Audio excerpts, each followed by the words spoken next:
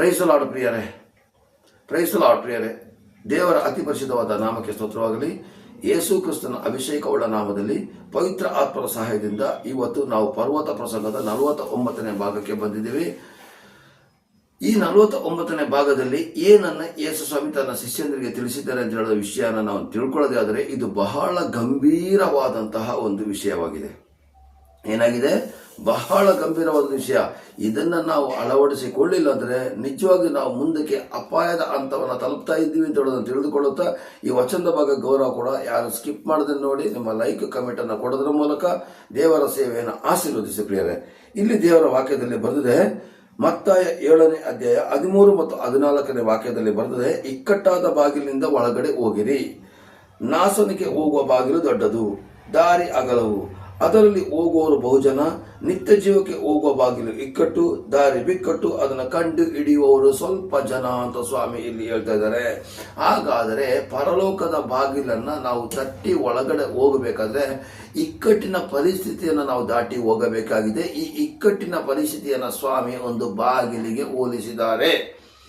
ಹಾಗಾದ್ರೆ ಇಕ್ಕಟ್ಟಿನ ಬಾಗಿಲು ಯಾವುದು ಅಂತ ಹೇಳಿದ್ರೆ ಪ್ರಿಯರೇ, ನಾವು ಕ್ರಿಸ್ತನಲ್ಲಿ ಬರಬೇಕಾದ್ರೆ ಕೆಲವೊಂದು ಕಂಡೀಷನ್ಸ್ಗಳಿದೆ.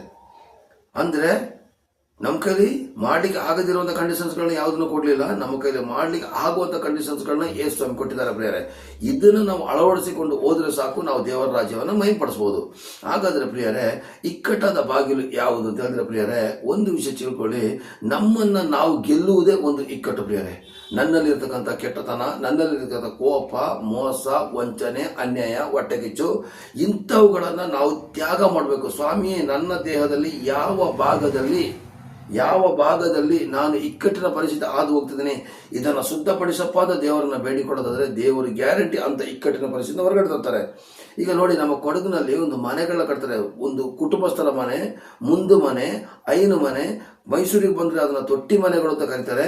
ಆ ಮನೆಯ ಬಾಗಿಲುಗಳನ್ನ ನೋಡಿ, ಹಳೆ ಕಾಲದ ಮನೆಗಳ ಬಾಗಿಲುಗಳು ಬಹಳ ಚಿಕ್ಕದಾಗಿರ್ತದೆ, ಇಕ್ಕಟ್ಟಾಗಿರ್ತದೆ. ಯಾಕಂದ್ರೆ ಆ ಕಾಲದಲ್ಲಿ ಅವರು ಪರಲೋಕ ರಾಜ್ಯವನ್ನ ಗಮನಿಸುತ್ತಾ ಆಗಿನ ಕಾಲ ಅಜ್ಜಂದ್ರೆ ಏನ್ ಮಾಡ್ತಿದ್ರೆ, ಆ ಒಂದು ವಾಕ್ಯವನ್ನ, ಆ ಒಂದು ಬಾಗಿಲನ್ನು ರೆಡಿ ಮಾಡಿದ್ರು ಅಂತ ನಾನು ಅಂದ್ಕೊಳ್ತೀನಿ. ಆ ಒಂದು ದೊಡ್ಡ ಮನೆ, ಕುಟುಂಬಸ್ಥರ ಮನೆಗೆ ಹೋಗಿದ್ರೆ ಬಗ್ಗಿ ಈ ತರ ಹೋಗ್ಬೇಕು ಪ್ರಿಯರೇ. ಯಾಕಂದ್ರೆ ಒಂದಾಳೆ ಎತ್ತರದಲ್ಲೂ ಕೂಡ ಆ ಬಾಗಿಲು ಇರೋದಿಲ್ಲ, ಎರಡನೇ ಅಗಲನೂ ಕೂಡ ಇರೋದಿಲ್ಲ. ಯಾಕೆ ಅಗಲ ಇರೋದಿಲ್ಲ ಅಂತಂದ್ರೆ, ಬರುವವನು ಆ ಒಂದು ಇಕ್ಕಟ್ಟಿನಲ್ಲಿ ನುಗ್ಗಿ ಬರಲಿ ಅಂತ ಹೇಳೋದ ರೀತಿ. ಅದರ ಅರ್ಥ ತಗ್ಗಿ ಬಗ್ಗಿ ನಡಿಬೇಕು, ತಲೆನ ಬಾಗಿಸಿ ತಗ್ಗಿ ಬಗ್ಗಿ ಒಂದು ಮನೆಯೊಳಗಡೆ ಸೇರ್ಬೇಕು ಅಂತ ಹೇಳೋದು ಸೂಚನೆ ಆಗಿದೆ ಅಲ್ವಾ? ಆಗ ಅವರು ಅದನ್ನು ಸೂಚನೆಯಾಗಿ ಮಾಡಿದರೆ, ಹಾಗಾದ್ರೆ ಇಕ್ಕಟ್ಟಾದ ಬಾಗಿಲು, ಪರಲೋಕದ ರಾಜ್ಯದ ಬಾಗಿಲು ಕೂಡ ಇಕ್ಕಟ್ಟೆ ಪ್ರಿಯರೇ. ಅಂದ್ರೆ ಕಷ್ಟಪಟ್ಟು ಒಳಗಡೆ ನುಗ್ಗಬೇಕು. ಅಂದ್ರೆ ಕಷ್ಟಪಟ್ಟು ಒಳಗಡೆ ನುಗ್ಗಬೇಕು ಅಂದ್ರೆ ಅದರ ಅರ್ಥ, ನನ್ನಲ್ಲಿ ಇರತಕ್ಕಂತಹ ಲೋಪದೋಷಗಳನ್ನ ತೆಗೆದು ಹಾಕಿ ನಾನು ಹೋಗೋದೇ ಆದರೆ, ನನ್ನನ್ನು ನಾನು ಗೆಲ್ಲೋದೇ ಆದರೆ ಪರಲೋಕ ರಾಜ್ಯವನ್ನು ನಾನು ಗೆದ್ದಾಗೆ. ಇದು ಸತ್ಯ. ಪರಲೋಕ ರಾಜ್ಯನ ನಾನು ಗೆದ್ದ ಹಾಗೆ ಪ್ರಿಯರೇ. Price lord.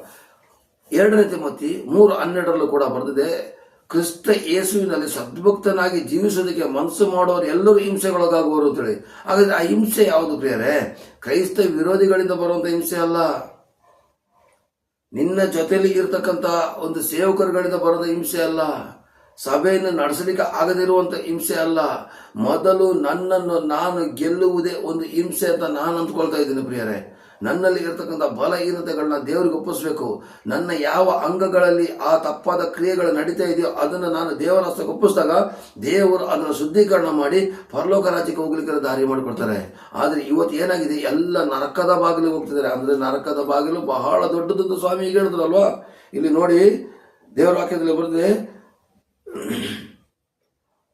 ದಾರಿ ಅಗಲವು, ಅದರಲ್ಲಿ ಹೋಗುವವರು ಬಹುಜನ. ನಿತ್ಯ ಜೀವಕ್ಕೆ ಹೋಗೋ ಬಾಗಿಲು ಇಕ್ಕಟ್ಟು, ದಾರಿ ಬಿಕ್ಕಟ್ಟು, ಅದನ್ನ ಕಂಡುಹಿಡಿಯೋರು ಸ್ವಲ್ಪ ಜನ. ಹಾಗಾದ್ರೆ ನರಕಕ್ಕೆ ಹೋಗುವಂತ ದಾರಿ ಅಗಲ. ಅಂದ್ರೆ ಇವತ್ತು ನೋಡಿ, ಬಾರ್ಗಳಿಗೆ ಹೋಗ್ಬೇಕಂದ್ರೆ, ಕ್ಲಬ್ಬು ಹಾಳಾಗಬೇಕಂದ್ರೆ ಎಷ್ಟು ಇದಿದೆ. ಹನ್ಸು, ಪಾನ್ ಪರಾಗ ಚಟಗಳು. ಇವತ್ತು ಯೌವನಸ್ಥ ಮಕ್ಕಳು ಆ ಹುಬ್ಬಳ್ಳಿ ಧಾರವಾಡ ಸೈಡ್ಗಳಲ್ಲಿ ಇರ್ತಕ್ಕಂಥವ್ರು ನಮ್ಮ ಫ್ಯಾಕ್ಟ್ರಿ ಕೆಲಸ ಕೊಡ್ತಾರೆ ಪ್ರಿಯರೇ. ಚಿಕ್ಕ ವಯಸ್ಸಿನ ಹುಡುಗರು ಕೂಡ ಹನ್ಸ್, ಪಾನ್ ಪರಾಗ ಹಾಕಿ ಸಾಯ್ತಾ ಇದ್ದಾರೆ ಪ್ರಿಯರೇ. ಸ್ವಲ್ಪ ಒಂದು 16-17 ವರ್ಷ ಸಾಕು, ಒಂದೊಂದು ಬಾಟ್ಲಿ ಎಣ್ಣೆ ಕುಡಿಯೋಷ್ಟರ ಮಟ್ಟಿಗೆ ಆಗಿ ಲಿವರ್ಗಳು ಫೇಲರ್ ಆಗಿ ಸಾಯ್ತಾ ಇದ್ದಾರೆ ಪ್ರಿಯರೇ. ಇವತ್ತು ನರಕಕ್ಕೆ ಹೋಗ್ಬೇಕಾದ್ರೆ ಬೇಕಾದಷ್ಟು ಮಾರ್ಗಗಳಿದೆ, ಹಾಳಾಗಲಿಕ್ಕೆ ಬೇಕಾದಷ್ಟು ಮಾರ್ಗ ಇದೆ. ವೈಭಿಚಾರ ಮಾಡಿ ಹೋಗ್ತಾ ಇದ್ದಾರೆ, ಮೋಸ ಮಾಡಿ ಹೋಗ್ತಾ ಇದ್ದಾರೆ, ಅನ್ಯಾಯದಿಂದ ಹೋಗ್ತಿದ್ದಾರೆ, ಕಳ್ಳತನ ಮಾಡ್ತಾ ಇದ್ದಾರೆ, ಚಿಕ್ಕ ವಯಸ್ಸಿನಲ್ಲಿ ಕುಡಿತದ ಚಟಕ್ಕೆ ಒಳಗಾಗ್ತಿದ್ದಾರೆ, ಹಂಸ ಪಾನ್ಪರಗಳ ಚಟಕ್ಕೆ ಒಳಗಾಗಿ ಕ್ಯಾನ್ಸರ್ಗಳು ಬಂದು ಇವತ್ತು ಸಾಯ್ತಾ ಇದ್ದಾರೆ ಪ್ರಿಯರೇ. ನರಕಕ್ಕೆ ಹೋಗ್ಲಿಕ್ಕೆ ಬೇಕಾದಷ್ಟು ದಾರಿನ ಸಹಿತ ರೆಡಿ ಮಾಡಿದ್ದೇನೆ. ಆದರೆ ಪರಲೋಕಕ್ಕೆ ಹೋಗ್ಬೇಕಾದ್ರೆ ನನ್ನನ್ನು ನಾನು ಗೆಲ್ಲಬೇಕು, ನನ್ನ ಕುಟುಂಬವನ್ನು ನಾನು ಗೆಲ್ಲಬೇಕು, ನನ್ನ ಸಭೆಯನ್ನು ನಾನು ಗೆಲ್ಲಬೇಕು, ನನ್ನ ಪರಿಸರದಲ್ಲಿ ನಾನು ಗೆಲ್ಲಬೇಕು. ಅಂದರೆ ಉತ್ತಮ ವ್ಯಕ್ತಿ, ಈತನು ಯೇಸುವನ್ನು ನಂಬಿದ್ದಾನೆ, ಈತನು ಉತ್ತಮ ವ್ಯಕ್ತಿ, ಇವನನ್ನು ನೋಡಿ ನಾವು ಇವನನ್ನು ಕಲಿಬೇಕು ಅಂತ ಅಷ್ಟರ ಮಟ್ಟಿಗೆ ಆಗಬೇಕು ಪ್ರಿಯರೇ. ಇಲ್ಲಿ ಸ್ವಾಮಿ ದೇವರ ವಾಕ್ಯದಲ್ಲಿ ಇನ್ನೊಂದು ವಾಕ್ಯದಲ್ಲಿ ಬರ್ತದೆ ಪ್ರಿಯರೇ, ಮತ್ತೆ 22ನೇ ಅಧ್ಯಾಯ 14ನೇ ವಾಕ್ಯದಲ್ಲಿ ಬರ್ತದೆ, ಈಗ ಕರೆಯಲ್ಪಟ್ಟವರು ಬಹುಜನ, ಆಯಲ್ಪಟ್ಟವರು ಸ್ವಲ್ಪ ಜನ. ನೋಡಿ ಪ್ರಿಯರೇ, ಚರ್ಚಿಗೆ ಎಲ್ಲರೂ ಬರ್ತಾರೆ ಪ್ರಿಯರೇ, ಪ್ರಾರ್ಥನೆಗೆ ಎಲ್ಲರೂ ಬರ್ತಾರೆ, ಆರಾಧನೆಗೆ ಎಲ್ಲರೂ ಬರ್ತಾರೆ, ವಾರದ ಸಂಡೆ ಮಿಸ್ ಮಾಡಿದ್ರೆ ಬರ್ತಾರೆ. ಆದರೆ ಅದರಲ್ಲಿ ಪರಲೋಕ ರಾಜ್ಯಕ್ಕೆ ಹೋಗೋರು ಎಷ್ಟು ಜನ? ಇದನ್ನು ನಾವು ಕೌಂಟ್ ಮಾಡಬೇಕಾಗಿದೆ ಪ್ರಿಯರೇ. ಇವತ್ತು ಏನಾಗಿದೆ ಗೊತ್ತಾ? ಬರೀ ಕೇವಲ ಬೋಧನೆ ಅದ್ಭುತಗಳ ಬಗ್ಗೆ ಆಗಿದೆ, ಬರೀ ಆಶೀರ್ವಾದದ ಬಗ್ಗೆ ಬೋಧನೆ, ಬರೀ ನಿಮ್ಮ ಕುಟುಂಬಕ್ಕೆ ಒಳ್ಳೇದಾಗ್ತದೆ, ನಿಮ್ಮ ಕಾರು ಬರ್ತದೆ, ಬಂಗ್ಲೆ ಬರ್ತದೆ, ಇದು ಬೋಧನೆ. ಹೌದು, ಇದು ಕೂಡ ಬೋಧನೆ. ಯಾಕಂದ್ರೆ ಯೇಸಪ್ಪ ಬೈಬಲಲ್ಲಿ ಅದ್ಭುತಗಳು ಮಾಡಿದರೆ ಅದು ಈಗಲೂ ನಡೀತಾ ಇದೆ. ಹೌದು, ಆದರೆ ತಿಂಗಳಲ್ಲಿ ಒಂದು ವಾರನಾದರೂ ನ್ಯಾಯ ತೀರ್ಪಿನ ಬಗ್ಗೆ ಬೋಧನೆ ಕೊಡಬೇಕು ಪ್ರಿಯರೇ. ಇವತ್ತು ನ್ಯಾಯ ತೀರ್ಪಿನ ಬಗ್ಗೆ ಬೋಧನೆ ಇಲ್ಲ. ಕ್ರಿಸ್ತೇಶ್ವರ ಯಾರೆಲ್ಲ ಬಂದರೆ ಅವ್ರಿಗೆಲ್ರಿಗೂ ಪರಲೋಕ, ಸುಳ್ಳು ಇಲ್ಲ ಪ್ರಿಯರೇ. ನಾವು ನಮ್ಮ ಇಕ್ಕಟ್ಟುಗಳನ್ನು ಜಯಿಸಿ ನಾವು ಹೋಗ್ಬೇಕು ಪ್ರಿಯರೇ. ನಮ್ಮಲ್ಲಿ ಇರತಕ್ಕಂಥ ಬಲಹೀನತೆಗಳನ್ನು ಜಯಿಸಿ ಹೋಗ್ತೀವಿ ನೋಡಿ, ಅದೇ ಇಕ್ಕಟ್ಟಾದ ಬಾಗಿಲು ಪ್ರಿಯರೇ. ಕೆಲವೊಂದು ಜನಕ್ಕೆ ವಾಕ್ಯ ಓದುವಾಗ ನಿದ್ರೆ ಬಂದಂಗೆ ಆಗ್ತದೆ, ಅದನ್ನು ಜಯಿಸಿ. ಪ್ರಾರ್ಥನೆ ಮಾಡಲಿಕ್ಕೆ ಮನಸ್ಸಿಲ್ಲದ ಪರಿಸ್ಥಿತಿ ಬಂದಾಗ ಪ್ರಾರ್ಥನೆ ಮಾಡ್ರಿ, ಆರಾಧನೆ ಮಾಡ್ರಿ, ಸ್ತೋತ್ರ ಮಾಡ್ರಿ, ಸಮಯನ ವ್ಯರ್ಥವಾಗಿ ಕಳಿಬೇಡ್ರಿ. ಇವತ್ತೇನಾಗ್ತದೆ ಗೊತ್ತಾ? ಸಮಯನ ಅರಳಿ ಮರ ಕೆಳಗಡೆ ಅಂತೆ, ಬಾರ್ಗಳಲ್ಲಂತೆ, ಕ್ಲಬ್ಗಳಂತೆ, ಪಕ್ಕದ ಮನೆಯವರಂತೆ, ಟಿವಿ ಮುಂದ್ಗಡೆ ನಾವು ಕಾಲ ಕಳೀತಿದ್ದೀವಿ, ಮೊಬೈಲ್ ಮುಂದ್ಗಡೆ ಕಾಲ ಕಳೀತಾ ಇದ್ದೀವಿ. ಈ ಮೊಬೈಲ್ ಕೂಡ ಇಕ್ಕಟ್ಟಾದ ಬಾಗಿಲು ಪ್ರಿಯರೇ, ಅರ್ಥ ಮಾಡ್ಕೊಳ್ಳಿ. ಚಿಕ್ಕ ಮೊಬೈಲ್ ಇಡೀ ನಮ್ಮ ಇಷ್ಟು ದೊಡ್ಡ ದೇಹವನ್ನು ಅಲ್ಲಾಡಿಸ್ತಾ ಇದೆ, ಪ್ರಪಂಚವನ್ನೇ ಅಲ್ಲಾಡಿಸ್ತಿದೆ ಪ್ರಿಯರೇ. ಹಾಗಾದ್ರೆ ಪ್ರಿಯರೇ, ಇಕ್ಕಟ್ಟಾದ ಬಾಗಿಲು ಯಾವುದು ಅಂತ ನಮ್ಮನ್ನು ನಾವು ವಿಚಾರಿಸಿಕೊಳ್ಳುವ. ನಾನು ಮೊಬೈಲ್ನ ಚಟಕ್ಕೊಳಗಾಗಿ ಇಕ್ಕಟ್ಟದ ಬಾಗಿಲು ಹೋಗ್ತಾ ಇದ್ದೀನೋ?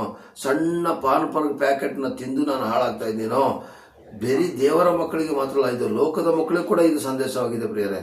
ನಾವು ಇಕ್ಕಟ್ಟಾದ ಬಾಗಿಲು ಅಂದರೆ ನಮ್ಮನ್ನು ನಾವು ಗೆಲ್ಲದೆ ಹೋದ್ರೆ ಗ್ಯಾರಂಟಿ ಪರಲೋಕ ರಾಜ್ಯ ಇಲ್ಲ.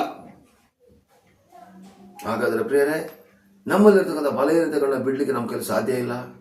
ದೇವರ ಸಹಾಯನ ಕೇಳೋಣ. ಸ್ವಾಮಿ, ನಾನು ಇಂಥ ಒಂದು ಬಲಹೀನತೆಯಲ್ಲಿದ್ದೇನೆ ಸ್ವಾಮಿ, ನನ್ನ ಇಂಥ ಅಂಗದಲ್ಲಿ ಇಂಥ ತಪ್ಪಾದ ಕಾರ್ಯಗಳನ್ನ ಮಾಡ್ತಾ ಇದ್ದೀನಿ ಸ್ವಾಮಿ, ನನ್ನ ಆಲೋಚನೆಗಳಲ್ಲಿ ನನ್ನ ತಪ್ಪಾದ ಕ್ರಿಯೆ ಇದೆ, ನನ್ನ ಯೋಚನೆಗಳು, ನನ್ನ ಹೃದಯದ ಮಿಡಿತ ನಿನಗಾಗಿ ಇರಬೇಕು ಸ್ವಾಮಿ, ನೀನು ನನ್ನನ್ನು ಆಶೀರ್ವದಿಸು, ನಿನ್ನ ದಾರಿಯಲ್ಲಿ ನಡೆಸುತ್ತ ಪ್ರಾರ್ಥನೆ ಮಾಡಿಕೊಳ್ಳೋದರೆ ದೇವರು ನಿನ್ನಲ್ಲಿರ್ತಕ್ಕಂಥ ಎಲ್ಲ ಇಕ್ಕಟ್ಟುಗಳನ್ನ ತೆಗೆದುಹಾಕಿ ನರಕಕ್ಕೆ ಹೋಗುವಂತ ನನ್ನನ್ನು ತಪ್ಪಿಸಿ ಪರಲೋಕ ರಾಜ್ಯಕ್ಕೆ ಸೇರಿಸಲಿಕ್ಕೆ ದೇವರು ಶಕ್ತನಾಗಿದ್ದಾನೆ ಪ್ರಿಯರೇ.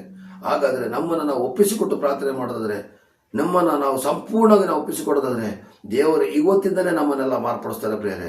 ನನ್ನನ್ನೇ ಆಗಲಿ ನಿಮ್ಮನ್ನೇ ಆಗಲಿ ದೇವರು ಇವತ್ತು ರಕ್ಷಿಸಲಿಕ್ಕೆ ಶಕ್ತರಾಗಿದ್ದಾನೆ.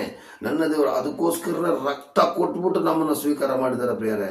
ರಕ್ತ ಕೊಟ್ಬಿಟ್ಟು ಸಭೆಯನ್ನು ಕೊಂಡ್ಕೊಂಡಿದ್ದಾರೆ ಪ್ರಿಯರೇ. ಸ್ವರಕ್ತದಿಂದ ಸಂಪಾದಿಸುವ ಸಭೆಯನ್ನ ಅಂತೇಳಿ ಬರ್ದಿದೆ. ಹಾಗಾದ್ರೆ ರಕ್ತ ಕೊಟ್ಟು ನಮ್ಮನ್ನು ಕೊಂಡ್ಕೊಂಡ ಮೇಲೆ ಆ ರಕ್ತಕ್ಕೆ ನಾವು ಬೆಲೆ ಕೊಡೋದಾದ್ರೆ, ಯೇಸುವಿನ ವಾಕ್ಯಕ್ಕೆ ಬೆಲೆ ಕೊಡೋದಾದ್ರೆ, ಯೇಸು ಸ್ವಾಮಿ ನಾವು ಹೋಗುವಂತಹ ಎಲ್ಲ ಇಕ್ಕಟ್ಟುಗಳನ್ನ ತೆಗೆದುಹಾಕಿ ಪರಲೋಕ ರಾಜ್ಯಕ್ಕೆ ಸೇರಿಸ್ತಾರೆ ಪ್ರಿಯರೇ, ಗ್ಯಾರಂಟಿ. ಪ್ರತಿಯೊಂದು ಗ್ರಂಥದಲ್ಲೂ ಕೂಡ ಬರ್ದಿದೆ, ಸ್ವರ್ಗ ಇದೆ ನರಕ ಇದೆ ಅಂತೇಳಿ. ಹಾಗಾದ್ರೆ ಸ್ವರ್ಗಕ್ಕೆ ಹೋಗೋ ದಾರಿ ಇಕ್ಕಟ್ಟದ ಮೇಲೆ ಅವನು ತನ್ನ ಜೀವಿತದಲ್ಲಿ ಶ್ರಮ ಪಡಬೇಕು. ಯಾವುದಕ್ಕೋಸ್ಕರ ಗೊತ್ತಾ? ಆಸ್ತಿಗೋಸ್ಕರ, ಭೂಮಿಗೋಸ್ಕರ ಅಲ್ಲ. ತನ್ನಲ್ಲಿ ಇರತಕ್ಕಂಥ ಒಳ್ಳೆ ನಡತೆಯಿಂದ ವಾಕ್ಯದ ಪ್ರಕಾರ ನಡೆದು ದೇವರು ನಾಮನ್ನು ಮಹಿಮೆಪಡಿಸಬೇಕು ಪ್ರಿಯರೇ. ಇವತ್ತು ಯೇಸು ಸ್ವಾಮಿನ ನಂಬೋದ್ರೆ ಬಹಳ ಇಕ್ಕಟ್ಟು ಜನಗಳಿಗೆ. ಚರ್ಚಿಗೆ ಹೋಗ್ತಾ ಇದ್ದೀನಿ ಅಂತ ಹೇಳೋಕ್ಕೂ ನಾಚಿಕೇಡು, ಅದು ಕೂಡ ಇಕ್ಕಟ್ಟೆ ಪ್ರಿಯರೇ. ದೇವ್ರ ವಾಕ್ಯದಲ್ಲಿ ಬರ್ತಿದೆ, ನಾನು ಯೇಸುವಿನವನು ಅಂತ ಹೇಳ್ಕೊಳ್ಳೋದಿದ್ರು ಕೂಡ ಅದು ಕೂಡ ಒಂದು ಇಕ್ಕಟ್ಟೆ. ನಿನ್ನ ದೇವರು ಪರಲೋಕ ರಾಜ್ಯ ನೀನು ನನ್ನವನಲ್ಲ ಅಂತ ಹೇಳ್ಬಿಡ್ತಾರೆ. ಸುಮಾರು ಜನಕ್ಕೆ ಏನು ಗೊತ್ತಾ ಪ್ರಿಯರೇ, ನಾನು ಯೇಸು ಹತ್ರ ಹೋಗ್ತಾ ಇದ್ದೀನಿ ಅಂತ ಹೇಳೋಕೆ ನಾಚಿಕೇಡು, ಚರ್ಚಿಗೆ ಹೋಗ್ತಾ ಇದ್ದೀನಿ ಅಂತ ಹೇಳೋಕೆ ನಾಚಿಕೇಡು, ಅದು ಕೂಡ ಇಕ್ಕಟ್ಟೆ ಪ್ರಿಯರೇ. ನೀವು ಯೇಸುವನ್ನ ಕೊಂಡಾಡಿಲ್ಲ ಅಂದ್ರೆ ಪರಲೋಕ ರಾಜ್ಯಕ್ಕೆ ಹೋದ್ಮೇಲೆ ಯೇಸು ಸ್ವಾಮಿ ನನ್ನವನಲ್ಲ ಅಂತ ಹೇಳ್ಬಿಡ್ತಾರೆ. ಹಾಗಾದ್ರೆ ನಾವು ಬಹಳ ಕೇರ್ಫುಲ್ ಆಗಿರ್ಬೇಕು ಪ್ರಿಯರೇ, ಬಹಳ ಕೇರ್ಫುಲ್ ಆಗಿರ್ಕೊಂಡು ದೇವರ ರಾಜ್ಯನ ಮಹಿಮೆಪಡಿಸೋಣ ಪ್ರಿಯರೇ. ನಮ್ಮಲ್ಲಿ ಇರ್ತಕ್ಕಂಥ ಇಕ್ಕಟ್ಟುಗಳು ಯಾವುದು ತೋರಿಸ್ಕೊಡು ಸ್ವಾಮಿ, ನಾನು ಅದನ್ನ ಬಿಟ್ಟು ಹೊರಗಡೆ ಬರಲಿಕ್ಕೆ ಸಹಾಯ ಮಾಡೋ ಸ್ವಾಮಿಯಿಂದ ಪ್ರಾರ್ಥನೆ ಮಾಡಿಕೊಳ್ತಾ, ನಮ್ಮ ಬಲಹೀನತೆಗಳನ್ನು ಒಪ್ಪಿಸಿಕೊಡುತ್ತಾ ನಾವು ಪರಲೋಕ ರಾಜ್ಯಕ್ಕೆ ಸೇರುವವರಾಗೋ ಪ್ರಿಯರೇ. ನಾವು ಲೋಕದಲ್ಲಿ ಇರುವವರೆಗೂ ಇಕ್ಕಟ್ಟುಗಳು ಇದ್ದಿದ್ದೆ, ಅದನ್ನು ಗೆದ್ದು ಜಯಶಾಲಿಯಾಗಿ ಬರಲಿಕ್ಕೆ ದೇವರು ಕೃಪೆ ಕೊಡಲಿಕ್ಕೆ ಪ್ರಾರ್ಥನೆ ಮಾಡಿಕೊಳ್ತಾ ಈ ವಚನ ಭಾಗವನ್ನು ನಿಲ್ಲಿಸ್ತಿದ್ದೀನಿ. ಮುಂದಿನ 50ನೇ ಒಂದು ಪ್ರಾರ್ಥನಾ ಪ್ರಸಂಗದ ಭಾಗಕ್ಕೆ ಬಂದಾಗ ದೇವರು ನಿಮ್ಮನ್ನು ಆಶೀರ್ವದಿಸಲಿ, ಕೃಪೆಯನ್ನು ನಡೆಸಲಿ. ಆಮೇನ್, ಆಮೇನ್, ಆಮೇನ್. ನಮಗೋಸ್ಕರ ಪ್ರಾರ್ಥಿಸಿ, ನಾನು ನಿಮ್ಮೆಲ್ಲರಿಗೋಸ್ಕರ ಪ್ರಾರ್ಥಿಸುತ್ತೇನೆ. ದೇವರು ನಿಮ್ಮನ್ನು ಆಶೀರ್ವದಿಸಲಿ. Amen, amen, amen. Praise the lord.